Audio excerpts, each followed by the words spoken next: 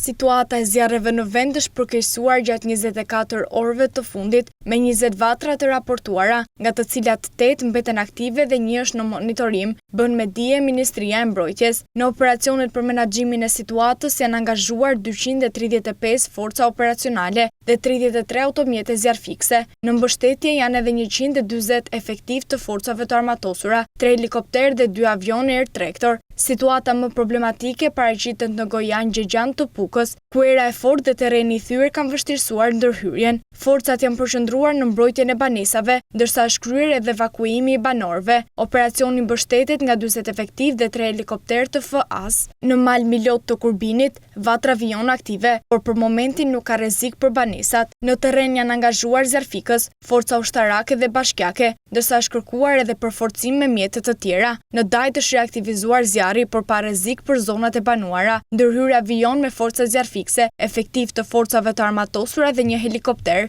Në Dukat të Vlorës, zjarri në zonën e Shatës është përhapur gjatë natës drejt malit. Në operacion janë përfshirë forcat vendore, 40 efektiv të FAS dhe 2 avion Air Tractor, ndërsa aktualisht nuk rrezikohen banesat. Në Ballixhaj të Memaliajt, zjarri është vënë në kontroll dhe ndodhet larg banesave, ndërsa disa banorë janë evakuuar. Vatra të tjera aktive raportohen në Kalivaç, Shtuf, Gjorm të Sipër dhe Hotolisht, ndërsa Lufaj në Mirdit mbetet në kontroll dhe monitorim.